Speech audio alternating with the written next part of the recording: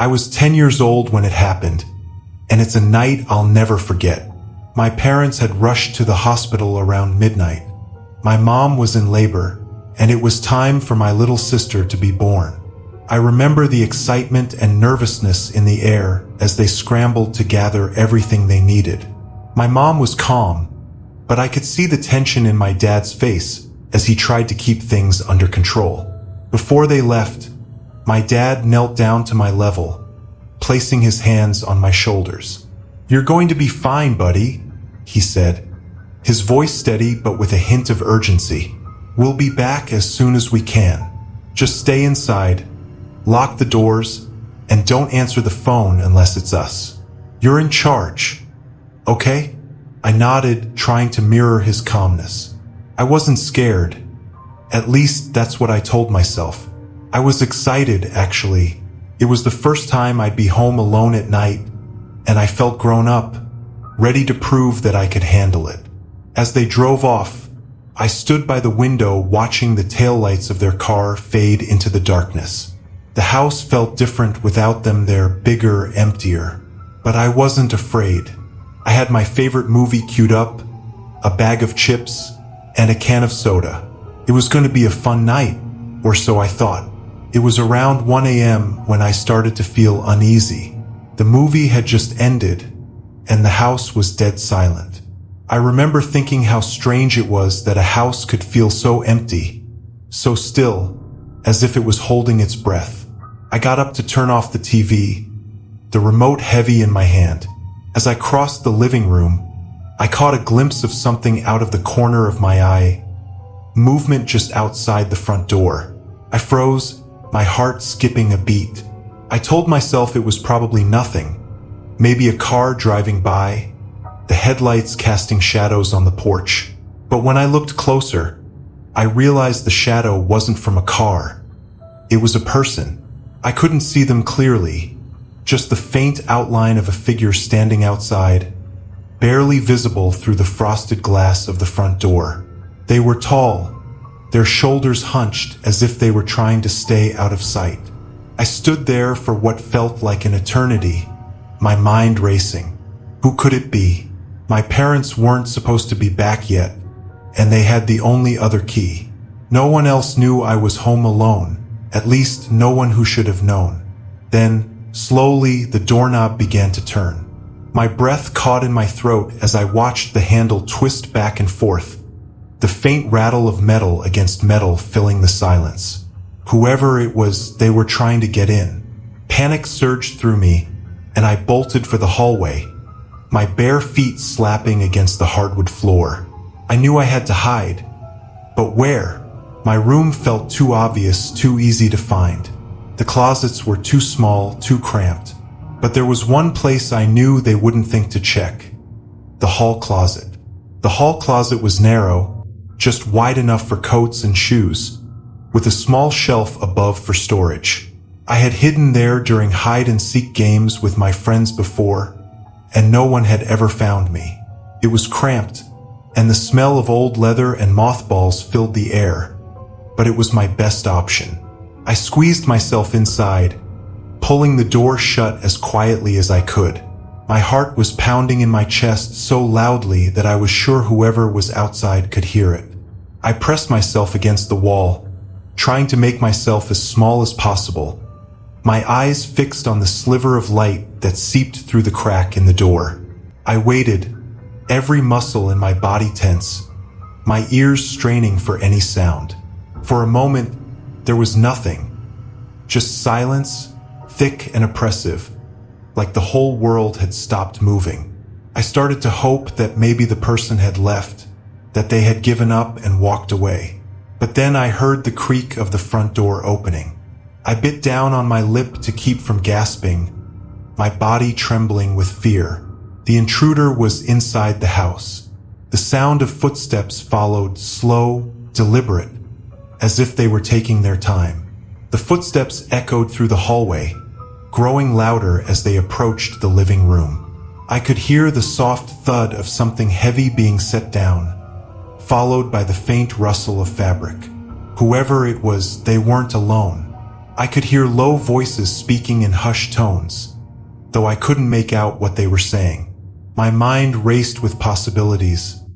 Burglars, kidnappers, worse. I squeezed my eyes shut, trying to block out the terror that was threatening to overwhelm me. I didn't dare move, didn't dare breathe too loudly, afraid that even the slightest noise would give me away. And then the voices stopped. I opened my eyes, my breath hitching in my throat as I listened. The footsteps were moving again, this time heading down the hallway toward me. The sound of footsteps grew closer, each step sending a jolt of fear through my body. I could see the shadow of someone moving just outside the closet door, their outline barely visible through the crack. I held my breath, praying they wouldn't find me. But then the closet door began to open. I bit down on my lips so hard that I tasted blood, my heart hammering in my chest as the door creaked open inch by inch. I tried to make myself as small as possible, pressing myself against the back wall, hoping that the darkness would hide me. The door stopped halfway open, and for a moment, nothing happened. I could hear the intruders breathing, slow and steady, just inches away from me. My mind raced with possibilities. What would they do if they found me? Would they hurt me? But then the door suddenly slammed shut. I nearly jumped out of my skin, my heart pounding so hard I thought it might burst. I could hear the intruder moving away, their footsteps retreating down the hallway. I stayed hidden, too scared to move, listening as the footsteps grew fainter and fainter until finally, they were gone. But I knew better than to come out. The intruders were still in the house, and I couldn't risk being seen. I could hear them moving around, opening drawers, rifling through cabinets, their voices low and tense. They were looking for something: money, valuables, anything they could take. I heard one of them curse under their breath, frustrated at not finding what they were looking for. The minutes dragged on, each one feeling like an eternity. I wanted to cry, to scream, but I knew I had to stay quiet. I was alone, and no one was coming to help me. Finally, after what felt like hours, I heard the front door creak open again. The intruders were leaving. I stayed in the closet, my body trembling, waiting until I was sure they were gone. I didn't dare move until I heard the sound of a car engine starting outside, followed by the screech of tires on the pavement, and then silence. I didn't come out of the closet right away. I was too scared, too shaken by what had just happened. I kept expecting the intruders to come back, to realize they had missed something and return to finish what they had started. But they didn't. When I finally gathered the courage to leave my hiding place, the house was eerily quiet. The living room was a mess. Cushions thrown off the couch, drawers pulled out and emptied onto the floor, papers scattered everywhere. They had taken anything valuable they could find. Jewelry, electronics, even the cash my parents kept in the kitchen drawer. I wandered through the house in a daze, the fear still gripping me but a new emotion creeping in. Anger. They had invaded my home, my safe place, and there was nothing I could do about it. I found the phone on the floor, where they had tossed it after cutting the line. My hands were shaking as I dialed 911. My voice barely steady as I told the operator what had happened. The police arrived quickly, their flashing lights casting an eerie glow on the walls as they searched the house and took my statement. I told them everything I could remember. The shadows, the voices, the way they had searched the house like they knew exactly what they were looking for. But when it was all over and the police had left, I was alone again. The house felt different now, no longer a place of safety, but a place where bad things could happen, a place where strangers could walk right in and take whatever they wanted. My parents came home the next morning, exhausted but ecstatic after the birth of my sister. But their joy turned to horror when they saw the state of the house and heard what had happened. My dad held me tightly, his hands trembling as he apologized over and over for leaving me alone. My mom cried, her tears falling onto my hair as she hugged me. But the damage was done. The intruders were gone, and they had taken more than just our valuables. They had taken my sense of safety, my belief that my home was a place where nothing bad could happen. For weeks after, I couldn't sleep. Every noise made me jump. Every shadow made me shiver with fear. I kept expecting the intruders to come back to finish what they had started. But they never did. It's a reminder that no place is truly safe.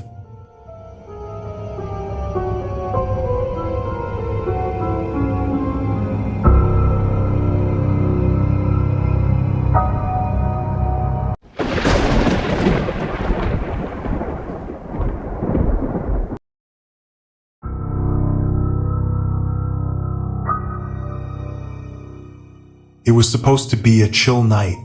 My parents had gone out for a dinner party, leaving me home alone for the first time in what felt like forever. I was a teenager, finally trusted enough to hold down the fort by myself, and I was looking forward to it. No siblings to bother me. No parents telling me to turn off the TV or do my homework. Just me, a bowl of popcorn, and hours of uninterrupted video games. The house was quiet, the kind of quiet that only comes when everyone else is gone. It was comforting at first, a peaceful kind of silence that made the whole place feel like it was truly mine. I settled into my favorite spot on the couch, the game controller in hand, and lost myself in the pixelated world on the screen. But as the hours ticked by, that silence started to feel different. The clock on the wall ticked louder. The hum of the refrigerator in the kitchen became more pronounced, and every little noise of the house made me pause, my heart skipping a beat. I told myself it was nothing. Old houses make noise, and I was just being paranoid. Besides, I was having fun, and I wasn't about to let a few creaky floorboards ruin my night. Then, just as I was about to finish a particularly tough level, something caught my eye, movement outside the window. At first, I thought it was just the reflection of the game on the glass, a trick of the light that made it look like something was moving outside. But when I glanced over, I saw it clearly, a figure sitting on the deck. My heart skipped a beat, and I felt a cold sweat break out on the back of my neck. The deck was right outside the living room window, visible from where I was sitting, but the figure was positioned so that I couldn't see their face. Just the outline of their body, hunched over, almost as if they were waiting for something. I paused the game, my hands suddenly clammy around the controller. I squinted, trying to make out who it was. Maybe it was one of my friends playing a prank on me, or a neighbor who had wandered over. But then, as I watched, the figure turned slightly, and I caught a glimpse of their face. It wasn't anyone I knew. I froze, my mind racing as I tried to process what I was seeing. The figure was a man older than me, probably in his late 30s or early 40s. He had short dark hair and was wearing a plain hoodie, the hood pulled up to obscure most of his face. But what I could see was enough to send a chill down my spine. He was smiling. Not a friendly smile, but a wide, unsettling grin that stretched across his face, as if he found something incredibly amusing. His eyes were fixed on the house, but they didn't seem to focus on anything in particular, just staring, unblinking. I swallowed hard, my pulse quickening. This wasn't normal. Whoever this guy was, he wasn't supposed to be here. I considered going outside to confront him, but something held me back. There was something about the way he was sitting there, so still, so silent, that made me feel like I shouldn't get any closer. Instead, I stood up slowly, trying not to make any noise, and moved to the window for a better look. The man didn't react, didn't even seem to notice me. He just kept staring ahead, that eerie grin never leaving his face. Then he started to laugh. It was a strange laugh, barely audible through the glass, but I could see his shoulders shaking, his chest rising and falling with silent chuckles. There was no sound, just the movement, like he was laughing at a joke only he could hear. I felt a wave of nausea roll over me. This wasn't just some random guy. It was someone who clearly wasn't right in the head, and he was sitting on my deck, laughing to himself. I took a step back, my mind racing with what to do next. My parents weren't going to be home for hours, and I didn't want to call them and freak them out unless it was absolutely necessary. But I couldn't just ignore this either. I decided to lock the doors, at least that way if he tried to come inside, he wouldn't be able to get in. I moved quickly, trying to stay as quiet as possible. I locked the front door, then the back door, making sure every window was securely shut. The whole time, I could feel the man's presence on the deck, that silent laughter echoing in my mind. When I returned to the living room to check the sliding glass door that led to the deck, my heart nearly stopped. The man was standing right up against the glass, his face inches from the door. I stumbled back, nearly tripping over the coffee table. As I scrambled away from the door, the man was still grinning, his hands pressed flat against the glass, his breath fogging up the window. I could see him more clearly now, the pale, sickly tone of his skin, the dark circles under his eyes, and that grin. It was like he was enjoying this, like he knew exactly how terrified I was and was relishing every second of it. I wanted to scream, to call for help, but my voice caught in my throat. Instead, I backed away, my heart pounding in my chest, trying to put as much distance between myself and that door as possible. The man didn't move. He just stood there, watching me, his eyes tracking my every step. Then, without warning, he reached for the door handle. My breath hitched as I realized what he was trying to do. He was going to come inside. I bolted for the door, reaching it just as the handle started to turn. I yanked it back, locking it with trembling hands, just as the man pulled on the handle from the other side. For a moment, we were face to face, separated only by the thin pane of glass. I could see the amusement in his eyes, the twisted pleasure he was getting out of this. He tugged on the door again, harder this time, but it held firm. I stepped back, my mind racing. What was he going to do next? Would he try to break the glass? Was he armed? I didn't know, and the uncertainty was almost worse than anything else. But then, to my surprise, the man let go of the handle. He stepped back, his grin widening as he tapped the glass with his finger, like he was playing some kind of game. Then he laughed again, a soundless, eerie laugh that made my skin crawl. I couldn't take it anymore. I ran to my room, slamming the door behind me and locking it. My heart pounded in my chest as I grabbed my phone, my hands shaking as I dialed 911. The operator's calm voice was a stark contrast to the panic I felt. I tried to explain what was happening, but my words came out in a rush, almost incoherent. There's a man on my deck trying to get inside. He's just standing there, laughing. The operator assured me that the police were on their way, but it felt like an eternity before I heard the distant wail of sirens. I stayed on the phone, my eyes glued to the crack under the door, half expecting to see shadows moving outside. My mind raced with worst-case scenarios. What if the man broke in before the police arrived? What if he wasn't alone?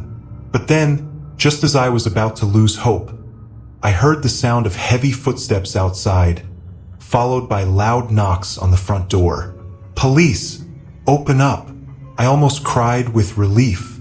I unlocked my bedroom door and ran to the front door, throwing it open. 2 officers stood there, their faces serious, but the sight of them made me feel like I could finally breathe again. "Are you okay?" one of them asked, his voice calm but urgent. I nodded, still shaken. He was on the deck, trying to get inside. The officers exchanged a glance. One of them motioned for me to stay inside while they checked the perimeter. I watched from the doorway as they moved around the house, their flashlights cutting through the darkness. But when they returned, their expressions were grim. "We didn't find anyone," one of them said. "Are you sure he was out there?" I nodded, feeling a fresh wave of fear. He was right there at the door. The officer sighed, glancing at his partner. "We'll file a report and have someone keep an eye on the area tonight. But if you see anything else, anything at all, call us immediately." I nodded numbly, the reality of what had happened finally sinking in. The man was gone, but the fear remained, gnawing at the edges of my mind. The police stayed for a while, making sure the house was secure and taking down my statement. They tried to reassure me, telling me it was probably just a vagrant or someone playing a prank, but I could see the concern in their eyes. When they finally left, I was alone again. The silence of the house was now oppressive. I couldn't bring myself to go back to the living room to face the sliding glass door where the man had been standing. Instead, I stayed in my room, every little noise making me jump. I didn't sleep that night. Every time I closed my eyes, I saw that grin, those dark, soulless eyes staring back at me. I kept imagining him coming back, finding a way inside, and what would happen if he did. When my parents finally came home in the early hours of the morning, I practically ran to them, blurting out everything that had happened. They were horrified, of course, but by then it was too late. The man was gone, and there was nothing they could do. We called the police again, but they found no trace of him, no footprints, no fingerprints, nothing. It was like he had never been there at all. For weeks after that night, I couldn't shake the feeling of being watched. Every time I walked past the living room, I felt the urge to look out at the deck to make sure it was empty. I double-checked the locks on every door and window, never leaving anything to chance. But no matter what I did, I couldn't get that man's face out of my mind. His twisted grin, those silent laughs. It was like he had etched himself into my memory, a reminder that no matter how safe I thought I was, there was always something out there waiting to find a way in. Even now, years later, I still get chills when I think about that night. I've moved on, tried to forget, but the fear lingers, a dark shadow that follows me wherever I go. I've already moved out of my parents' house, but sometimes, late at night when I'm home alone and the house is silent, I can still feel him there, standing just outside the window, watching, waiting, laughing.